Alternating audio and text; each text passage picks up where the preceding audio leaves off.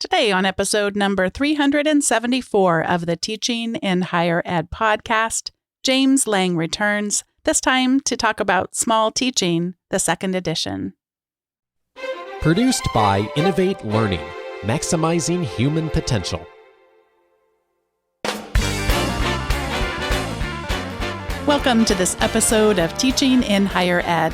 I'm Bonnie Stahoviak, and this is the space where we explore the art and science of being more effective at facilitating learning. We also share ways to improve our productivity approaches so we can have more peace in our lives and be even more present for our students.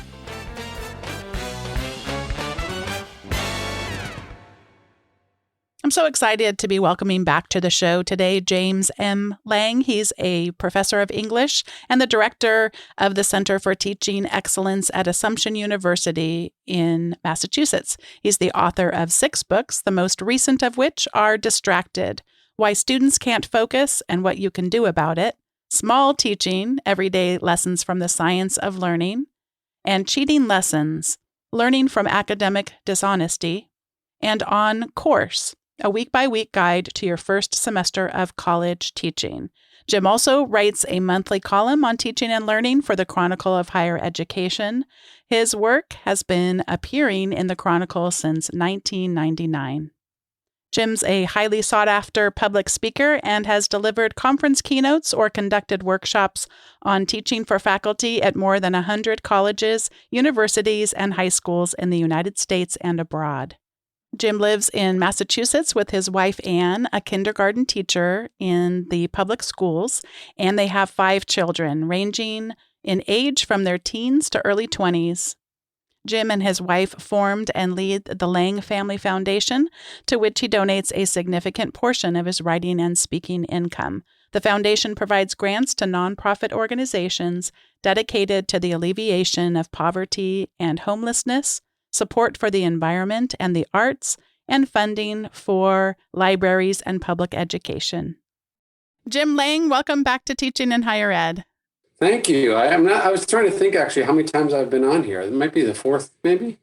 Yeah, I think it might be. And it's funny, I won't say who it was, but you have a person in our general sphere who feels very competitive about that and always wants to make sure that he's one ahead of you. So I'll probably get to have him back now too. All right. I'm going to have to listen and see if I can figure out who that person is. Oh, well, I am going to do something today I've never done when you've been on the episodes before, Jim, but that I've never done in the history of the show. And I'm going to read from a journal. In fact, I'm going to read from your journal. And it's from January of 2014. And just to give listeners context, this is a journal that you wrote, and you're kind of reflecting just about failed New Year's resolutions, which I think, could there be anyone listening to the show that doesn't at least have some season in their life where they have failed at that? So you wrote this in your journal. Had a good idea for a book project today. Side note, you really did have a super good idea for a book project today. The 5-minute intervention, or teaching on the edges. It's about making brief interventions in a traditional class in order to maximize learning. So faculty don't have to start from scratch in rethinking their technique. Grounded in good cognitive theory, they can make 5 to 15-minute interventions that allow students to engage with the course and increase their learning potential. What's that like to revisit that entry today? It was really striking for me to go back. And occasionally, I've been keeping journals for a long time, and occasionally I will go back, and just page through them a little bit. And it was really striking to come across that entry and realize how well that captured what the book Small Teaching ultimately became. And I think, as I said, and so I tell the story of that journal entry in the preface to the second edition. And I don't think, as I say there, I've ever had a book that was that consistent from start to finish. Usually I have an idea, then it changes as I write, and the book becomes something different. But in that case, it was very, very consistent from that moment until right through the second edition now. Robert Talbert has been doing this really fascinating series on his blog, sort of revisiting his getting things done system. It's a productivity approach and all that. And so today on Twitter, he was asking about what kinds of questions that we might anticipate people having around something called zero inbox, just a way of managing one's tasks and attention, et cetera. And so I was writing to him to explain that I noticed that it's very technically easy. Let's say that, Jim, you wanted to declare email bankruptcy. And let's just imagine that you had 10,000 unread emails. This is a thing that happens. Hopefully not to you, Jim, but I've known multiple people who it is every time they log into their email, it is just incredible stress.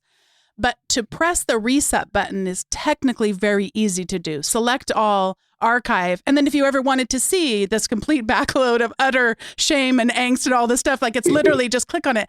So it is technically easy to do, but there's a mental block. And so before we get in to start talking about some of the small teaching approaches, they are all relatively easy to do in the sense of you don't have to go to a week-long course and complete that. That's the whole premise of the book.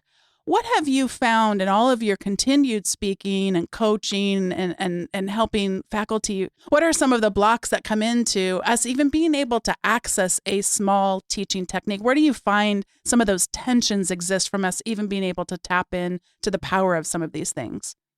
Well, I think the challenge is there's so many teaching techniques out there that it can be sometimes challenging to think about, like, well, why would I choose one over the other? So actually, I don't think the issue is so much like people are blocked from trying something new, especially something small. It's more like there's 1,000 things I could do. So like, why would I do one thing more than the other? So, I mean, I think that's kind of like on one side of it. And then, there's also the sort of, a lot of us, once you teach for a few years, you kind of get a sense of what works, right? So like, I have a basic idea of what works from the students on my campus in my discipline. And like, I could kind of just keep doing that same stuff over and over again, and get by basically. That's tempting to do because we have so many other things we're supposed to be doing, especially as we get along in our careers and we're being asked to do more and more. At least in my case, I felt like I was just, continually being asked to serve on more and more committees and participate more in the life of the institution, which is great. But when you have all those challenges, then it's sometimes tempting to say, all right, well, I'm just going to go in class. I know this works. I've done it before. Right. So to overcome like both those barriers, just being tempted to try something different, like tips and tricks and everything. For me, the principles are what's key there. So that's why, from the beginning, small teaching has always been, it's not a collection of tricks. It's actually, here are principles that we know help people learn. Now, once you've understood the principle, then you can identify what strategies are going to be helpful to you. But you've got to think first about which of the principles is most relevant. So when you go to that sort of secondary level, then it helps you figure out what kinds of things that you want to do in the classroom. And then on the other side, thinking about just sort of doing the same thing over and over again, for me, the real thing about that is I need to stay interested in myself. I don't want to be bored going into the classroom. Even if I know something's going to work, I still feel there's a value for me trying some different things just to keep myself energized, because the energy that I bring into the room is going to have cascading effects to the students. And if I come in and just be like, okay, here's what we're going to do today. And in my head, I'm thinking, okay, I've done this 20 times. I know it works, et cetera, et cetera. I'm going to not bring that same level of energy. And so I think that is what I try to make the case to people. It's worth experimenting. You're going to fail sometimes, but it's worth just doing it to keep yourself energized and interested over a 30 or 40 year teaching career. You have to do some of that in order to keep yourself engaged. And that's going to keep your students engaged. I'd like to think a little bit more about the failure, because sometimes we really are failing. I mean, that you don't have to teach for long to recognize that sometimes we're failing. I find that sometimes people give up a little too soon. And so one example would be, and you write about this, that the idea of trying to invite discussion. As I was reading the second edition of Small Teaching, it was interesting what I paid more attention to this time. I mean, there's a lot of differences and all that, but it was interesting what was really resonating. And I was thinking of myself as I coach other faculty that sometimes I think with something like discussion, I probably have privileged too much the idea of discussion around things like pausing after you ask a question, because people have to unlearn how many times they're used to educators in their lives asking questions that they don't actually anticipate or desire an answer for. So you have to, I've talked a lot about that, but you really it's not that I don't know this. I just don't think I explore it enough with fellow faculty, the idea of the kinds of questions that we ask to invite discussion. So that would be, to me, exactly what you just said, of thinking through the principles before I go and use what's the 8-second rule where I stop talking for 8 seconds, to invite those answers and get past that discomfort. So I feel like sometimes we give up, not realizing how close we are to the finish line in terms of really having the kind of environment. What kinds of things have you seen that sometimes we give up on a little too soon before, crossing over that allows enough time, I guess, for people to unlearn whatever it is they've learned in past educational contexts?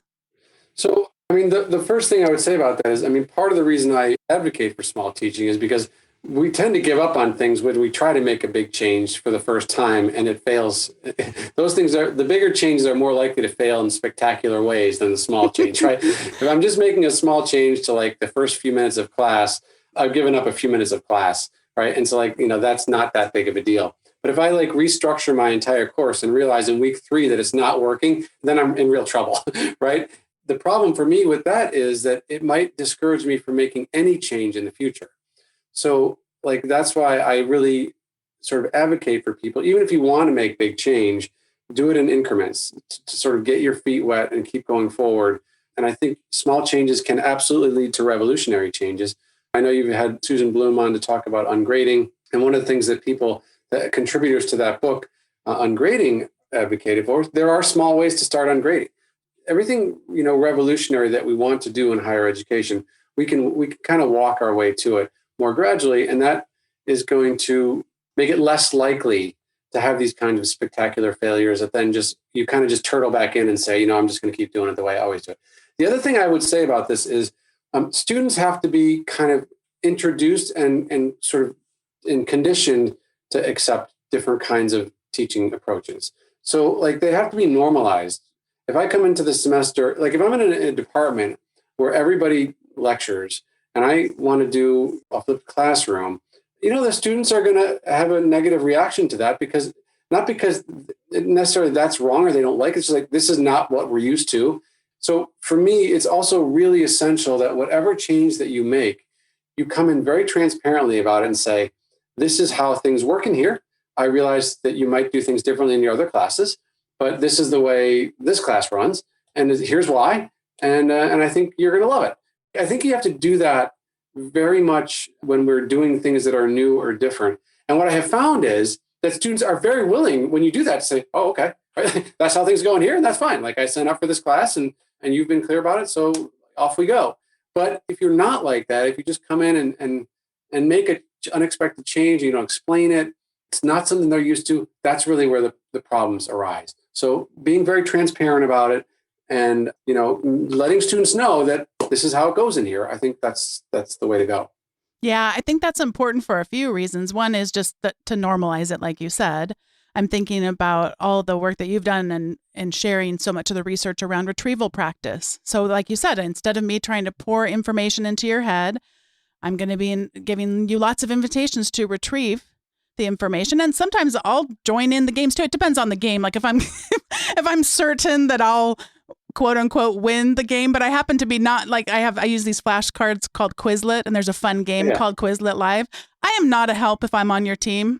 I know what the words mean. I made the flashcards. I'm just not as fast as some of these guys, some of these people are. So it's like when I used to be a camp counselor in college. The kids always thought I was playing the sports really bad on purpose. No, this is just a natural gift and that kind of thing. But anyway, so if I feel like I'm an even level player, I'll expose myself to that level of vulnerability so we can kind of have the metacognition of how does it feel to be wrong or not as fast. And I'll even share a little bit of, some of the research on just because you're fast doesn't always mean you're going to be as right. So there's more to just being the first quote unquote winner in much of the fields of work and research that we might enter into, et cetera, et cetera. So I'm thinking about ways to you said you were talking about sort of experimenting and not giving up too soon in terms of the small teaching. Retrieval practice is a huge place where we can find opportunities to do that. And one of the ways that you invite us to do this is even just thinking about if it feels too much to be, oh my gosh, what could I possibly do in this 50 minutes or this hour and 15 minutes, to just look at just the beginning or just the end? What are some ideas that you have for us to even shrink down small teaching to even smaller increments just to start to dip our toes in? Well, and actually, it's funny. I mean, this gets back to the sort of heart of small teaching and how it developed. Was my original idea for the book was it was going to be like on the clock, and it was kind of going to go through the time periods of the class and say like, here's great things that can be done in the first 5 minutes, the first 15 minutes. But what I eventually realized was I really loved the beginning and ending, but the middle was just, there was too many possibilities. But I do love thinking about actually the beginning and ending of class as being these really ripe opportunities for trying new things. And again, part of that is just because the normalizing thing, right? Like coming in and saying, okay, this is how we start class every day. And that's a great way to kind of just introduce some engagement activity. And so for me, activities like from the first 3 chapters of the book, prediction, retrieval, and connection, opening and closing minutes of class are like the perfect opportunities to do these small things. So at the beginning of class, to ask students, instead of saying, here's what we did last time, to say, what did we do last time? Keep your notebooks closed for a minute, or keep your devices closed for a second. And I want you to just see if you can remember it. And I usually will say to students, because at a certain point, you're going to have to be able to do this on an exam. So let's just practice it now for a minute and see, what would you be able to remember from the last class? And then, if you do this every day, they get used to it and they get better at it. And at the end of class, I love using these connection notebooks where students, write a short paragraph explaining how something that we talked about in class that day connects to something outside of the class, like something they learned in another class or something that they've experienced in their personal lives or something like that. So to me, like, the heart of the class can stay the same. I might be doing whatever mix of lecture and discussion and small group activities that I might normally do. But like to really think deliberately about how do I draw people in and get them engaged and thinking, and then how do I seal up the learning and send them off sort of knowing that I learned something new here today and it's going to be useful to me. I think those are absolutely crucial moments. And I often will say to people too, think about like films and television shows or like plays or whatever, how much weight is on those opening and closings. The opening is like, okay, am I going to devote my time to this? Like, or am I going to change the channel or watch something new? And then the ending is like, that's what leaves you thinking, right? Like that's the part that you continue to think about typically is what happened at the end. And it can make or break your sort of evaluation of the experience. So I just think those 2 periods are really crucial. I enjoy listening to my husband Dave's podcast, and I love the question that he asks on almost every interview, and that is, what is something that you've changed your mind about in your particular field? So I'm curious, between the first version of Small Teaching and the second edition, what have you changed your mind about? Yeah, so there's a lot of smaller changes along the way, new introductions to some of the chapters, new conclusions, some new models. The 2 big changes, though, are there was a chapter called Self-Explaining, which was about inviting learners to kind of speak aloud their process as they're learning. And you might think about, for example, this is most easily taught or used in like maybe sort of studio type classes or when people are doing skill-based development. So, having people talk out like what they're doing as they're doing it and then kind of responding to that and trying to guide them through the process. And I kind of ultimately came to believe that self-explaining is a smaller version of explaining more generally, and that explaining your learning, what you have learned to another person is actually the bigger category there. So that chapter has been expanded now, which allowed me to go into the literature on learning through teaching, right? So there is actually a great set of experiments and studies about helping people learn something by teaching it to someone else. And I just love that idea. I love having my students try to teach things that they've learned to another audience. So that really resonated with me. So now there's a bunch of research and some models for learning through teaching in that chapter and sort of essentially learning through explaining your learning to someone else. So self-explaining, I still think is relevant. And so it's still in there. But the research base on that one was never quite as strong as it was for some of the other principles. But once I expanded it, then that base became much stronger. The other one was on mindset. And so, since the book was published and even shortly before the book was published, you really started to hear a lot of stuff about mindset and about the power that mindset had when students believe that their intelligence can be improved. They have a growth mindset when they believe their intelligence is fixed or is a stable entity they can't really change. That's a fixed mindset. And Carol Dweck's book, Mindset, and her research and research teams and collaborators did a lot of experiments and studies on showing how the positive impact of growth mindset and negative impact of the fixed mindset Of course, anything that's that popular gets pushback. And there was some pushback that has happened in recent years saying, well, look, there are actually systematic barriers to people succeeding. You can't just change people's mindsets and assume that that's going to solve everybody's problems. And that's, of course, true. However, there is still even very recent research in the last year or two, some very large scale experiments, which I think have showed the potential positive impact of growth mindset, including one on the teachers, how the instructor's mindset actually has an impact on students, so that when instructors have a growth mindset, it has these positive impacts on student performance and retention, especially on students who may have been traditionally underrepresented in higher education. So, I still believe in the power of mindset, but I ultimately came to believe that mindset is actually also like a kind of a subset of a larger thing, which I wanted to address, which was cognitive belonging. In other words, to what extent do students feel like they belong in the class and on campus at an intellectual level? Like, do they believe they're capable of succeeding in my class? And I think mindset is one thing that can help with that. If I have a growth mindset, then yes, I probably believe that I'm going to be able to succeed in any type of class if I put in enough effort. But there are other things that we can do to show students, no, you belong here. Like, you've made it this far in your education, which means you have talents and skills that you have brought here that you can use to help you succeed. So that chapter 2 got expanded to include more recommendations for how we can support the cognitive belonging of every student, including students who may still face those systematic barriers, discriminations based on race or other factors. So how we can help all students feel like they belong on campus, no matter what other barriers they might be facing. That's one thing that we as faculty members can do in our classes, to say, whatever might be else be going on in your life, you belong here. Like, you belong here in this class with me, and I believe you're capable of succeeding here. And to me, that's a really powerful message that we can send in a lot of different ways. Mindset is one of those ways, but it's not the only one.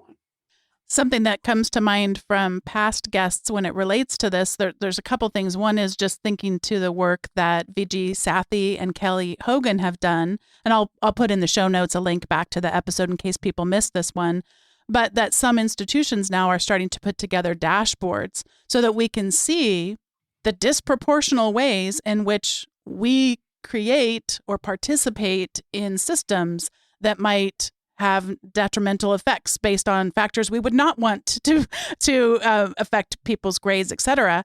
And then even just some of the same small teaching techniques that you talk about. Again, it starts with principles, like you said. It's not just technique, but I have to understand those principles first before I get into finding out what the right practice is, but just the marked differences that can show up there. But it kind of has to start with this awareness that actually the things that we do in class can be exclusionary, can create that lack of a sense of you don't belong here. And we've heard so many stories, or some of us have experienced this ourselves, of the look to your left, look to your right, And actually, I mean, Kelly and Vijay's book that should be coming out next year and from West Virginia University Press, the series that I edit, and it's a fabulous book. And of course, they have an article in the Chronicle of Higher Education, which is a guide to inclusive teaching. But what I love so much about it, and it's very compatible with small teaching, is what they call high structure, right? Putting high structure on the things that we do in class to make sure that everybody is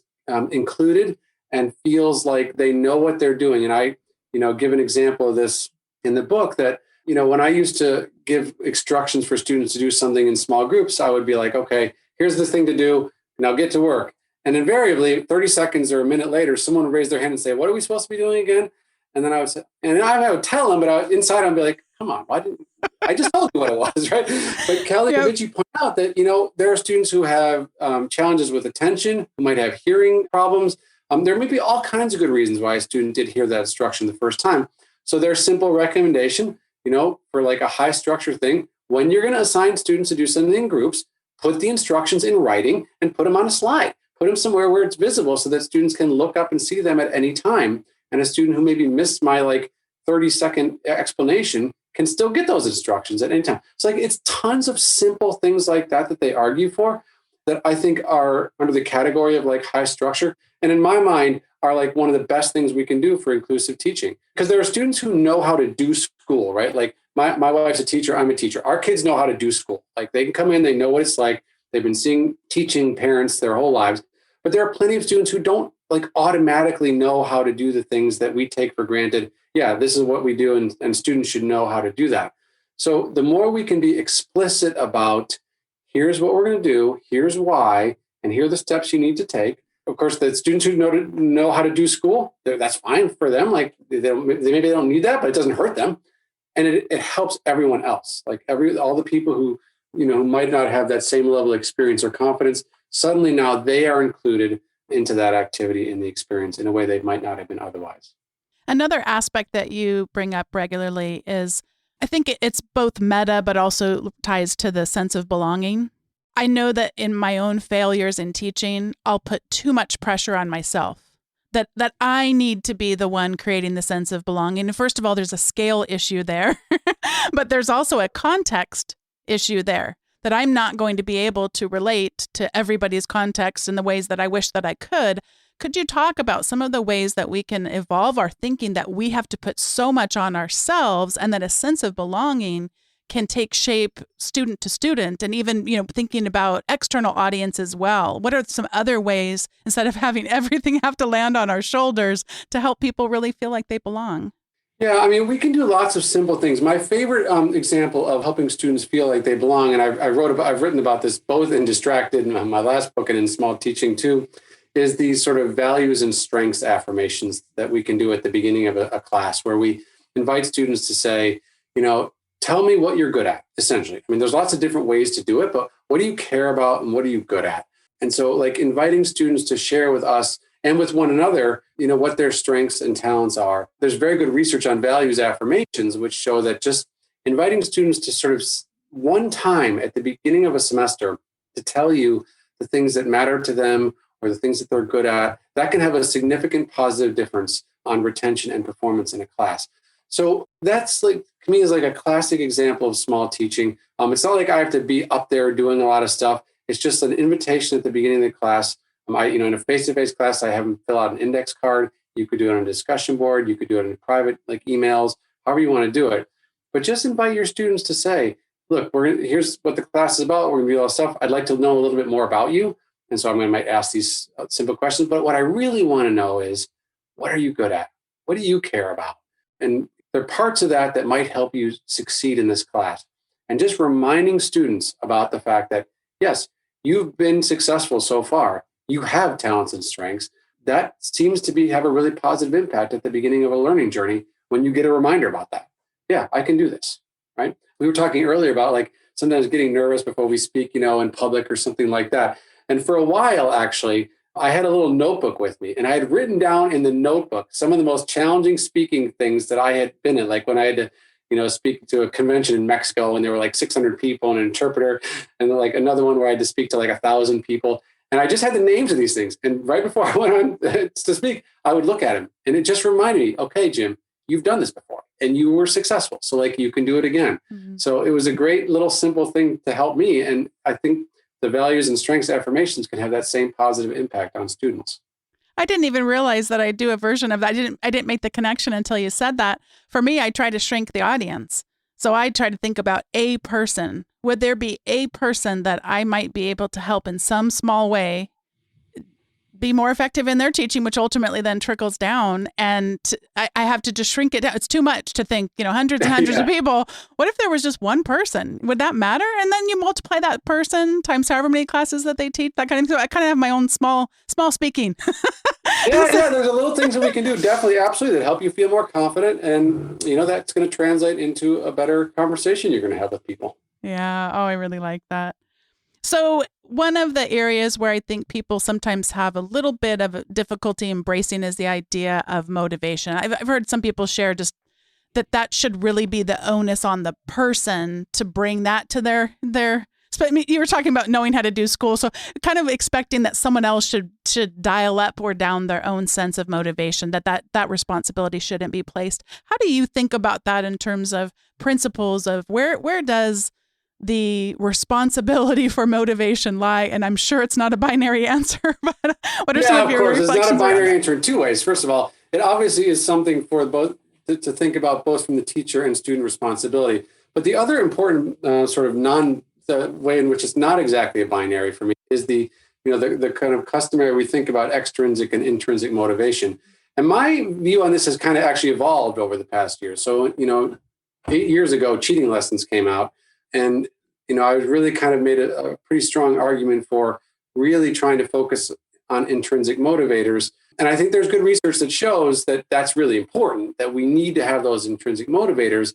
And a lot of school-based motivation is extrinsic in the form of grades and degrees and all that kind of other stuff. So we do need to kind of pull up those intrinsic motivators in any way that you can. I have to say, though, over the past few years, as I've continued to look at that research and think more and more about this question, I've kind of come to believe that actually we need both, that we really do need to have both intrinsic and extrinsic motivators in order to be successful. And, again, I can look at lots of places in which people do that. Like, as I always say, you should want to get in shape. And so as a result, you should want to exercise. And so, you should be intrinsically motivated to do that, but many people don't seem to be. And as a result of that, they sign up for 5Ks. They engage in these social things where they post what they've done and their accomplishments and badges and stickers and all that stuff.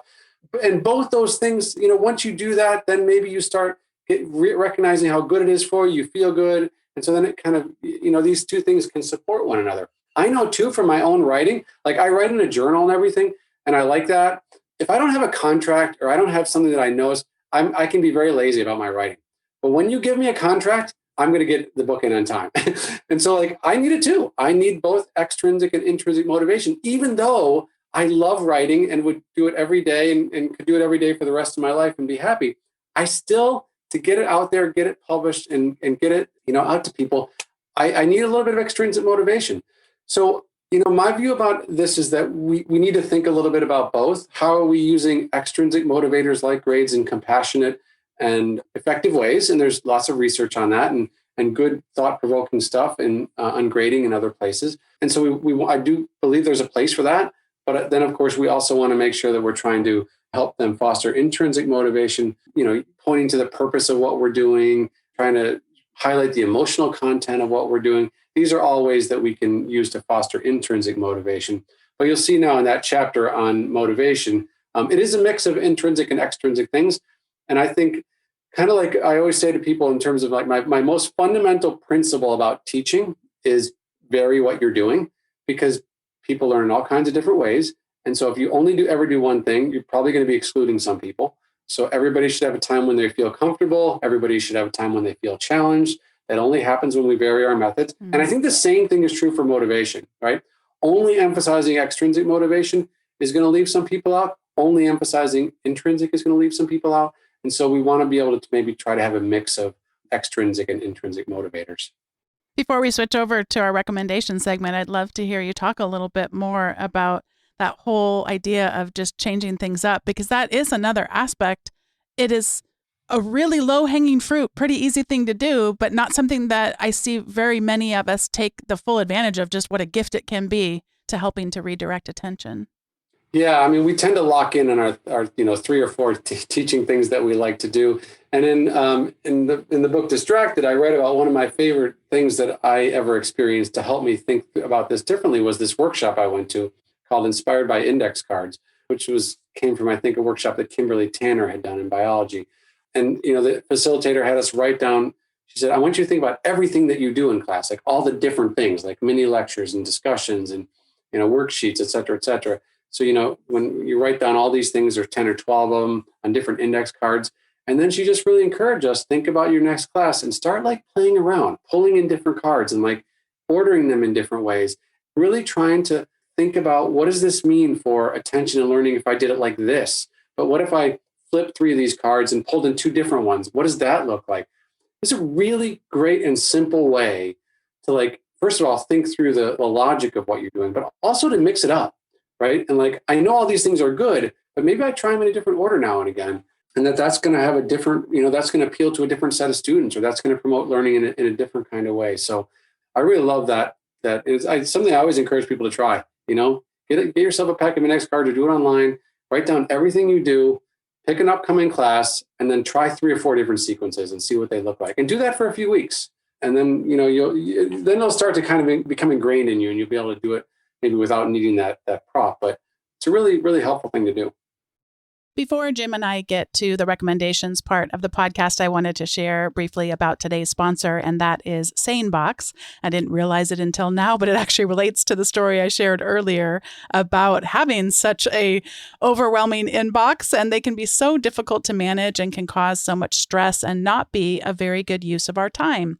But a service like SaneBox helps address that and helps sort things out very intelligently between those things that really should require our attention and those things that could be left for a time when we had the opportunity to read those newsletters or look at the emails that aren't directly something we need to take action on a given day.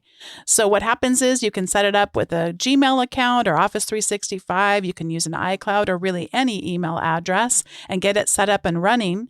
And it trains your email and it looks at just the headers. It doesn't look at the entire body of the email, and it sorts them according to some default folders. But over time, you can also set it up where you could retrain something. If it put a newsletter in, but you really want to see that newsletter every time it comes out, you just drag it over to your inbox and you train it that simply, and it remembers. And by the way, I hardly ever have to train it because it gets it right so often that it just sets it up really well. There are other features that you can snooze emails or email someone and have it remind you if they don't get back to you by a prescribed length of time. It's a wonderful addition to email, makes it work for you much more in terms of thinking about our time and attention and how to use them wisely. And so if you head over to sanebox.com/TIHE, as in teaching in higher ed, you can get a $25 credit toward a SaneBox subscription and try it out for a while and see how it works for you. So again, thanks again to SaneBox for sponsoring today's episode, and head over to sanebox.com/TIHE to check it out. This is the time in the show where we each get to share our recommendations, and I want to recommend the second edition of Small Teaching. And on an episode about, 4 or 6 weeks ago, my husband and I did an episode about advice to a new professor. And in that, at the end, we talked about what books we would recommend, that if you're just going to start out on your bookshelf. And I hope this doesn't affect your publisher too much, but I said, wait until August. So because wait until August. If it's after August, I mean, it's a great, of course, Small Teaching, the first edition was a wonderful treasure for me as well, and always will be, but the revision is beautiful and wonderfully done. I love it is a book I will take out and take out and take out. And kind of like the index cards, I didn't really realize that maybe you should sell an index card version of it or something. That's a good idea.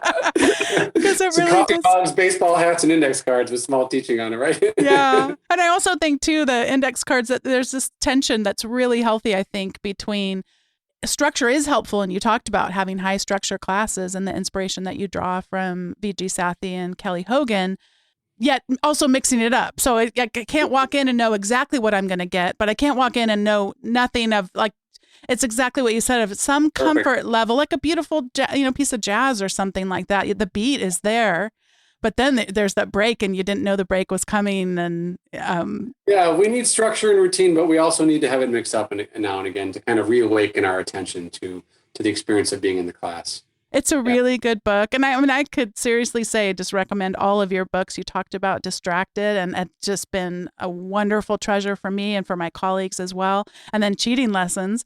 It feels like we just had a conversation, which of course we did have conversations way back when. So no wonder it feels like that. But your books really are very much like a dialogue with things that we're challenged by. And you both empathize with us and the things that we struggle with, because we get the sense that you have struggled with them as well, and that you don't probably have, perfect classes, whatever that might look like. And no, definitely not. I always say to people, I'm a great observer and thinker about teaching. I'm a pretty good teacher, but my actual best skill is observing and thinking about and noticing what other people do. That's really great. Yeah. So I hope people will pick up a copy of Small Teaching, the second edition, and I'm going to pass it over to you to whatever you'd like to recommend. All right, so the new, I already talked about the explaining and belonging chapters. Of course, the other chapter that was majorly revised was the final chapter, which was about how we can grow and learn as teachers, continue to grow and learn. So there are all kinds of new updated resources in there, including, of course, this podcast, which was one of the things that was recommended in both. So a couple things from that chapter. One is there's a new series of books from Princeton University Press called Skills for Scholars. They're very short, compact books. There's one on the syllabus, for example, which is great. And so take a look at that book series, and there's new stuff coming out all the time. I think there's a half dozen already out and plenty more coming. And the other thing that I recommend there was 1HE, which is a kind of a faculty development organization from the UK, which is actually using small teaching as kind of a model and creating these 20-minute courses that people can take and learn more about all kinds of different topics. And so I'm actually helping them put together a series of courses called Invitation to University Teaching, which will be like these 10, 20-minute courses that people can take just to kind of get the basics on all kinds of different stuff. So they're doing good work as well. And then one other fun one. I recently read Edward Slingerland's book, Drunk, which is a gorgeous example of like what nonfiction writing can be. Slingerland kind of argues that sort of our love of sort of intoxication in general, whether that's through, drinking or drugs or other forms of like ecstatic dancing and all this stuff, that this has actually been a significant cultural driver in human history, both for the creation of culture, for the establishment of our communities, and for our creativity. So he looks at those three things: culture, creativity, and community. And it's a really fascinating, like he draws from all kinds of other disciplines. Like he's a philosopher, but he draws from anthropology and psychology and biology and history, and looks at all these arguments to really kind of argue, to make the point that this has actually been a kind of neglected and important thing that has driven the advancement of human civilizations. So whether you're interested in the topic or not, it is like a masterclass in nonfiction writing. So if you're interested in doing that kind of crossover writing, like, you're an academic and you want to try and write for a broader audience, this is a great book to read in order to learn more about how to do that effectively. James Lang, I'm so delighted to get to have the continuing conversation with you, both through your books and through the times when you're so generous with your time to come and share with us on teaching in higher ed. I've learned so much from you, and I'm just full of joy that gets to continue. I know you've got projects percolating, and I just can't wait till we get to have the next conversation about whatever you've been observing and documenting. All right. Thank you. I'm looking forward to doing it again soon. Thanks once again to Jim Lang for joining me on today's episode of Teaching in Higher Ed and sharing about the second edition of Small Teaching. Thanks also to each of you for listening and to being a part of the Teaching in Higher Ed community. I keep encouraging people to sign up for the weekly newsletter because that is a continued conversation with the kinds of things we talk about on the show.